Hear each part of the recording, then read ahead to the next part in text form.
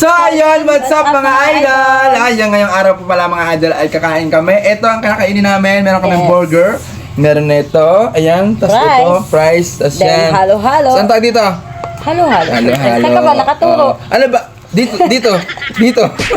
Kasi hindi ko makita kung saan ka nakaturo. Parang ako. Oy, ala! Ikaw, B, ha? Ayan. Ang mga idol, kumakain kami dito ng halo-halo at ito, french fries. At talaga napakasarap dahil mainit ang panahon, pagkakatapos na ng ulan. Kaya, Speaking of halo-halo. speaking is there for you is so yummy. Yan.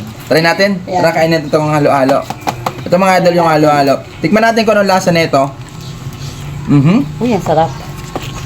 Hindi, talagang masarap na halata pa lang, no? Masarap siya. Ganyan pa magkain kami ng halo-halo mga idol. Ganito ako maghalo sa timotya, gano'n. Kita lang Sarap naman. niya. Ito ang... Ano na nga titingnan? Yung loob. Anong meron yan? Ah, sarap to. Yung lubog mo, te. Lubog mo. Yan, ganyan. Gano'n kalubog? Ganyan mag-halo, ganyan. Ayan. Oy! Bawal green-minded. Bawal kayo man, Ang sarap niya ng halo-halo. Ano masarap? Halo-halo o siya? Siyempre, dito na ako sa halo-halo. Diba? Ang sarap, oh. Balita ko. May pupuntahan ka man ng lugar. Yes. May pupuntahan po ako. Abangan nyo na lang po ako dyan. Bago gusto mo shoutout yung pupuntahan mo?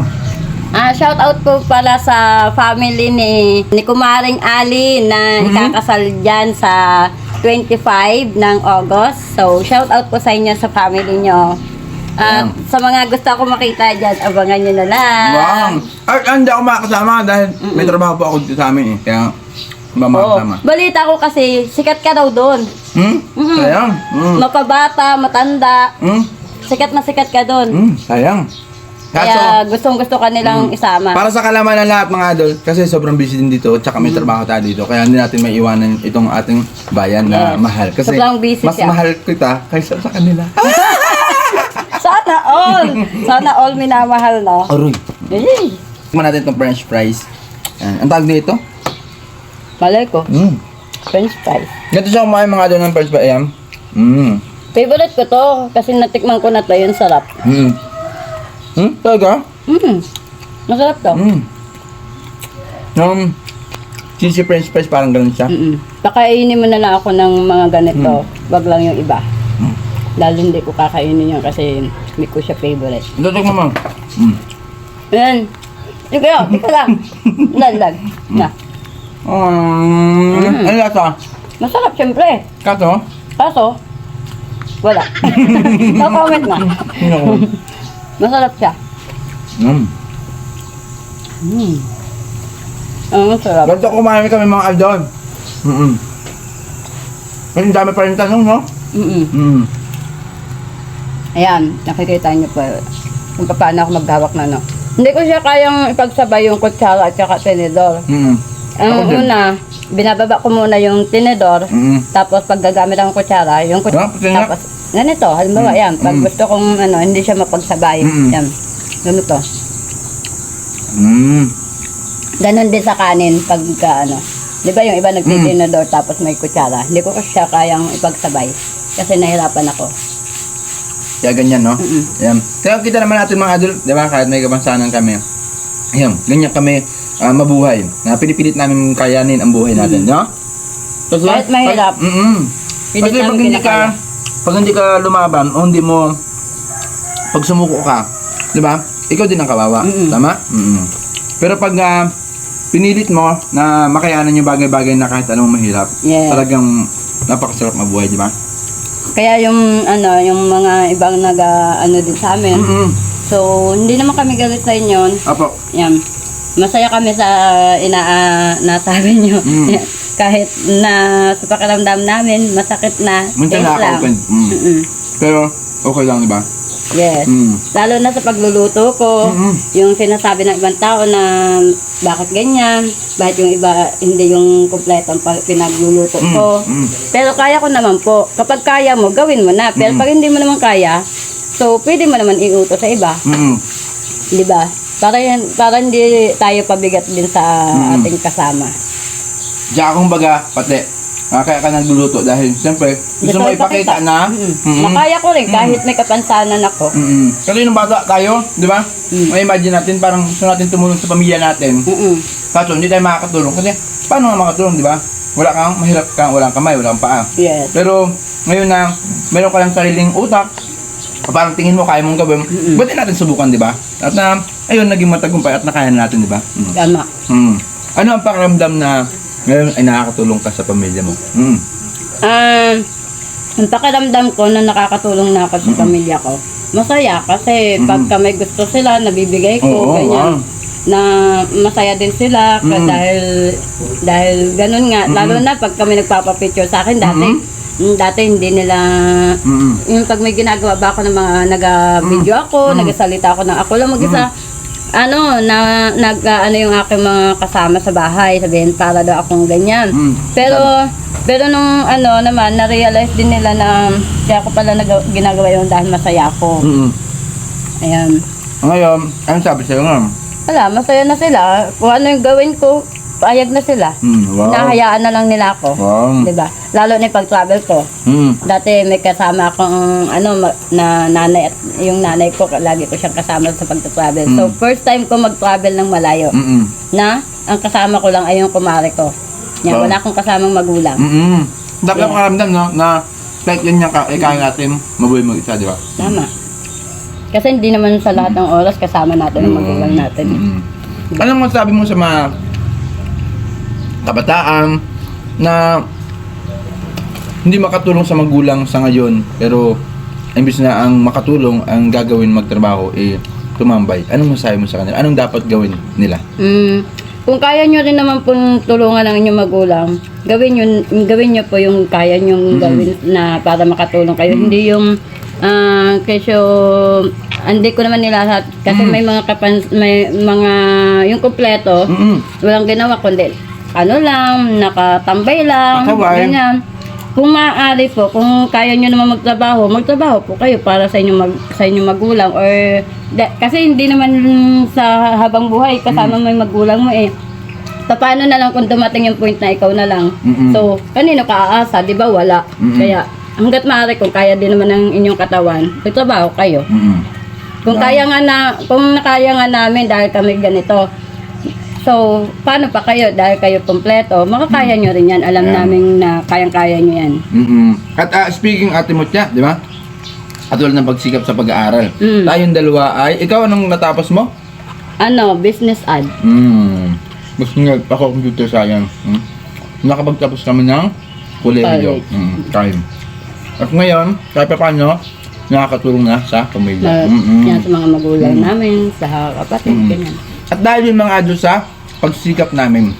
Nagsikap kami. Diba? Nagsikap, nag-isip, nagplano, nag-diskarte na paano ba tayo kumita kahit ganito lang tayo, diba? Kahit mahirap. Kahit mahirap. Dahil sobrang hirap ng sitwasyon. Ano ang hirap na naranasan mo dati? Sobrang hirap na hindi makakalimutan sa buhay. Yung hirap na naranasan ko dati, yung sa kalagayan ko, syempre, di ba, hindi natin maiwasan yung yung nag-aaral ako, yan. Siyempre, mataas yung floor na inaakyat ko. Ay, wala siyang, anong tawag doon, yung hagdan na, parang tuwid. Elevator ba yun? Parang elevator na hagdan. Walang ganun doon sa aming school. So, mano-mano ko inaakyat yung 10 baitang. Grabe, layo. Ilang yon sa 10 baitang, ay ilan yung aking, ang room ko pa ay nasa 4th floor. So, di ba, bago meron pang rooftop, napakahirap. Dati gusto ko na rin sumuko, pero naisip ko, ba't ako susuko? Hanggat kaya, gagawin ko. Wow. Nakayanan mo, no? At inalakad ka dun sa floor na yun? Mano-mano yun, na inakyat ko yun. Matagal. Halos malit na ako sa aking subject. Pero carry naman. Kaya lagi nag-advance sa papunta, pasok. Kaya worth it naman yung lahat ng pagod ko. Ito nga, nakagraduate na rin ako. Tawa ng Panginoon. Oo. Kaya siyempre, lagi natin pasalamatan ng Panginoon sa ating mga ginagawa sa buhay. Maging maluwag man sa pakiramdam, maging okay man tayo, maging mahirap man yung ginagawa natin, lagi tayo magpasalamat sa taas, di ba? Yes, lahat ng mga natatanggap natin. Nangyayari. Kung ano man yun. Mm. Huwag natin kalimutang magpasalamat. Be thankful always to God, Yes. di ba? Kasi wala tayo kung wala siya, di ba? Kaya Tama. kailangan natin magpasalamat. Sarap o, natutunaw na yung aking halo-halo.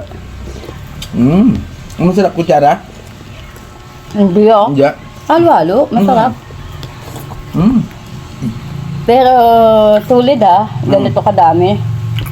Ano ka na, busog ka na. Ako naman subuan mo. Ano naman? Yung french fries. Susubukan kita? Sure ka? Sige. Wait. Ayaw mo ng burger? Ayaw mo ng burger? Ayaw ko, kahit saan kami magpangitan niya. Bakit ayaw mo ng burger? Wala, ayaw ko lang talaga siya. Oo nga, wait lang. Mga tikman natin to. Wait lang, baka kasi malaglag eh. Oh, Talaga? oh baby po. Bakit? Oh. Ito. Oh? Oh. Oh. Oh. Ano na? Laki ng baby, no? Sinusubuan. Oh, anong Ang Ano sarap. lasa? Ang sarap. nalen? Nya. Nalin niya. Nalin. Yung price. Kala ko kung ano eh. Yan, masarap daw mga Ano ba idol. gusto mo masarap? Wala lang. Ito. Tama sarap. kayo. Tapos ano nga tawag dito? Ano to? Sarap yan. Tsaka mo. Ano to? Strawberry. Oo nga, yung flavor nga, strawberry. Pero ano to, juice. Strawberry pa rin. Ang gulo na. Come on. Sarap. Oo nga, lasang strawberry.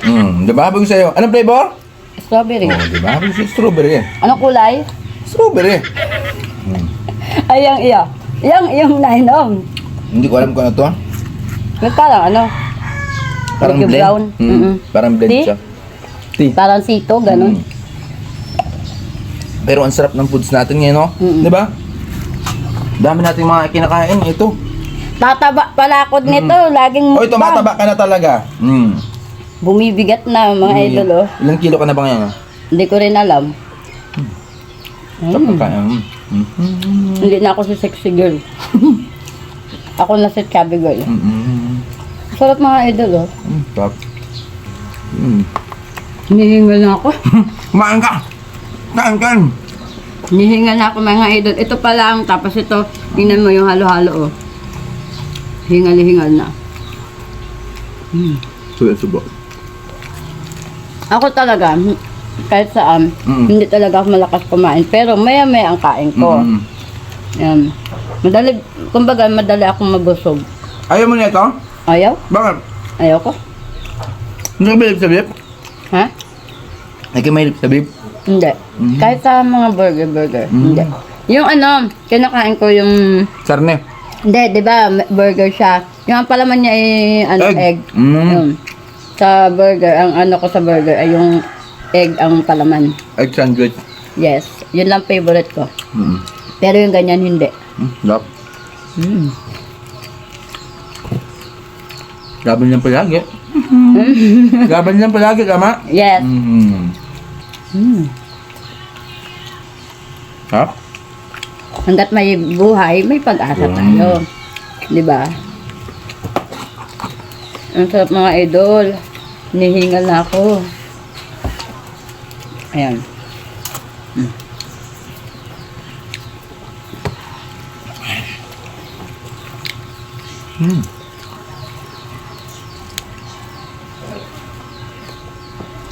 Sarap. Sub na. Hinihingal na. Busog. Grabe. Grabe. Tama, hayahay na siya mga idol. Oh. Ang dami ko nakain. Ayan. Ganito po siya pag nabubusog. Ayan. Yung Tingnan nyo. Ilang buwan na ba yan? 6 months. 6 months. Kailan ang anak mo? Kahapon. 6 months. Bago kahapon na anak. May tira pa siya. Ano klaseng tira? May tira pa siya. Anong klase? Lalabas siya. No, 6 months kasi nalabas kasi ang baby ko. Oh. Mga 3 months pa, nalabas yung kumpletong baby. Ibig sabihin, ito, wala pa, hindi pa siya kompleto. Naiwan pa yung ulo. Ulo na lang yan. Ulo na lang. Ulo na lang. Anong klaseng ulo? Ulo mo. Aray ko. Yan. Ang gano'n daw kalaki. Ang ulo. Ulo Ganun pa lang kalaki. daw. Ulo pa lang daw ito. Yan. Kaya abangan niyo yung ulo nitong baby ko, mga Abangan niyo yung paa na lumabas. Ang tanong, saan ito lalabas? Saan lalabas to? Sa likod. Bala ka dyan. Bala ka dyan. Fighting to. Wala pong puparing. Pero kahit maliit nung na maikli yung dulo ng kamay niya, malakas makapang no? Pag na ka baga na ganun mo. Tingnan niyo, tumago. Nawag mo kasi tago. Hindi na nga, oh. Ayan, O, diba? Ano to? Ano to? Paka. Teka, parang ito'y yung holen. Yan. Diba?